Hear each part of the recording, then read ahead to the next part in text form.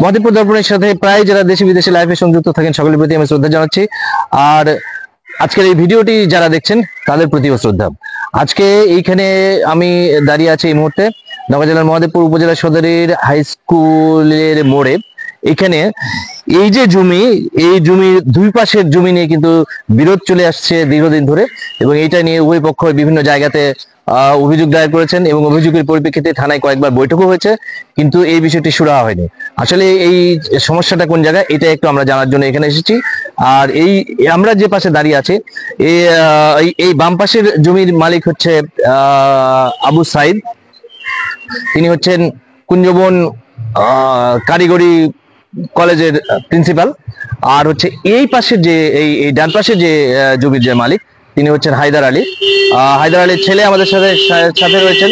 হায়দার আলীর ছেলে হচ্ছে মহাদেবপুর উপজেলা বিএনপির সংগ্রামী দপ্তর সম্পাদক ফেরদৌস আলম। ফেরদৌস, একটু তুমি একটু বলো যে এই সমস্যাটা কোন জায়গায়?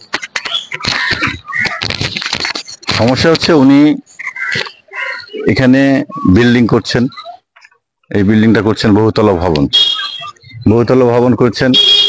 উনি এখানে বিল্ডিং করার সময় আমাদের সাথে প্রাথমিকভাবে কথা হয় যে আমার বিল্ডিংটা একটু উঁচু হবে, তো মাটি নেমে যাওয়াতে আপনারও ক্ষতি হবে, আমারও সমস্যা হবে। তাহলে আপনি যেহেতু এখানে এটা ওয়াল, আমার 1 ফিট ওয়াল তোলা আছে যেন পানি নেমে না আসে, কারণ 1 ফিট আমার ওয়াল তোলা আছে এবং এই পানিগুলো যেন যায়। তো উনি এই কাজ শুরু করার পর পর্যায়ক্রমে ওনাকে আমি বলি যে আপনি এখানে শিশির দিয়ে করছেন কেন, আপনি এমনি করেন। না ভাই, অসুবিধা নাই, আমার 4 ফিট, সর্বোচ্চ 3 থেকে 4 ফিট আমার হাইট হবে, এর উপরে আমি তুলবো না। উনি সুকৌশলে এটা করে নেওয়ার পরে উনি 1 ইঞ্চি জায়গাও ছাড়েন না। এই যে আমার পিলার, এই যে আমার ওয়াল দেওয়া আছে, এখানে উনি শিশির পিলার তুলেছেন এবং গেট বিম ঢালাই দিয়েছেন। এবং উনি গেট বিম ঢালাই দিয়ে আপনার উত্তর দিকে দেখবেন যে প্রায় 10 ফিট কি 11 ফিট হবে, 11 ফিট উঁচু উনি সীমানা ওয়াল করেছেন। তো আমার কথা, সীমানা ওয়াল এত দুটো আমি করতে দেবো না, আমি নিষেধ করি যে না, এরা করা যাবে না, আপনি 4 ফিটের মধ্যে সীমাবদ্ধ থাকেন। এই বিষয়ে আমরা ইউনিয়ন পরিষদে একটা আবেদন করি, উনি ইউনিয়ন পরিষদের নোটিশ গ্রহণ করে নাই, বলছে যে আমি ইউনিয়ন পরিষদ মানি না, আমি ইউনিয়ন পরিষদের নোটিশ নেবো না বলেছে, বিধায় এখান থেকে খেলায় দেয়।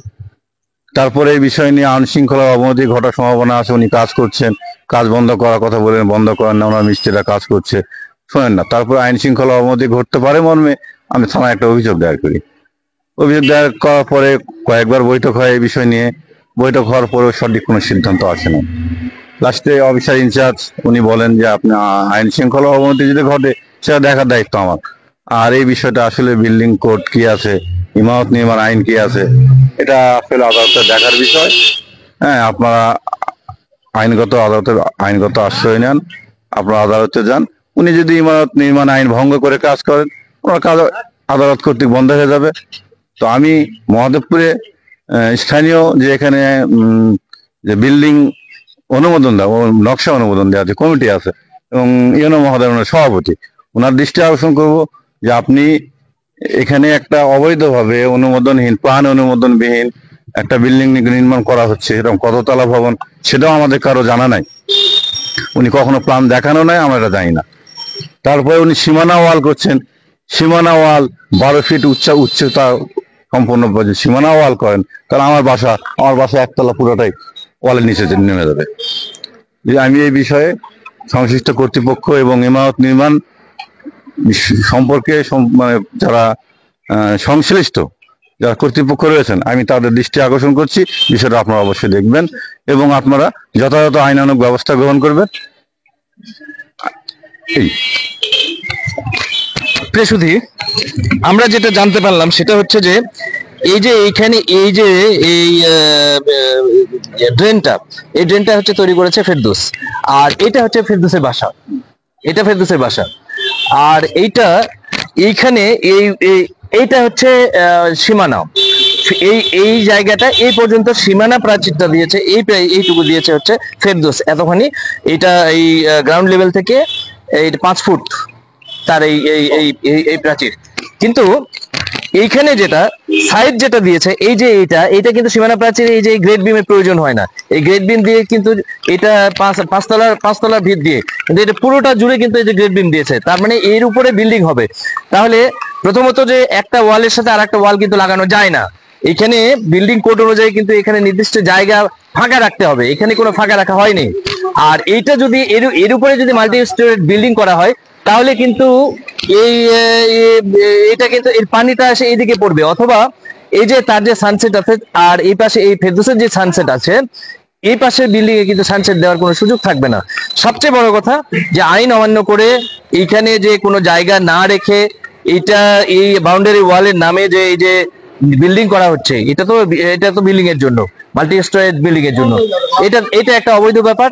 এই ব্যাপারটা নিয়ে এই অবৈধ কাজকর্ম যাতে হতে না পারে এবং অযথা এই সময়ে এই 5 তারিখের পরে যে পরিস্থিতি, এই পরিস্থিতিতেও যাতে আমাদের ফেরদৌস ভাই যাতে নির্যাতনের শিকার না হয় সেটা সংশ্লিষ্ট কর্তৃপক্ষকে দেখার অনুরোধ জানাচ্ছি। এ ব্যাপারে আমরা প্রতিপক্ষ সাইদের মোবাইলে বারবার রিং দিয়েছি কিন্তু তিনি তা রিসিভ করেননি। একটু আগে এখানেই তার সাথে দেখা হয়েছিল, তিনি বাইরে থেকে আসছিলেন, এখানে তার সাথে দেখা হয়েছিল এবং তাকে আমি জিজ্ঞাসা করেছিলাম যে এইভাবে এটা তৈরি হচ্ছে এর কারণটা কি। তিনি কিন্তু এই ব্যাপারে কোনো কথা বলতে রাজি হননি। আর এ ব্যাপারে আমরা মহাদেবপুর ইউনিয়ন পরিষদের সদর ওয়ার্ডের মেম্বার রায়হান আলমের সাথে যোগাযোগ করেছি যে ইউনিয়ন পরিষদে যে দরখাস্তটা দেওয়া আছে এই যে এই অবৈধ কাজ হচ্ছে এটা বন্ধের জন্য, সেটা কি অবস্থা। রায়হান মেম্বার আমাকে বলেছেন যে বিবাদীর কাছে নোটিশ পাঠানো হয়েছে কিন্তু নোটিশ তিনি গ্রহণ করেননি। তারা পরপর 3 বার নোটিশ দিবেন, তারপরে যদি গ্রহণযোগ্য না তিনি গ্রহণ না করেন বা কোনো বক্তব্য না দিয়ে থাকেন, কোনো জবাব না দিয়ে থাকেন, তাহলে আইন অনুযায়ী তার বিরুদ্ধে জরিমানা হবে, তার মালামাল প্রয়োগ ইত্যাদির ব্যবস্থা নেওয়া হবে।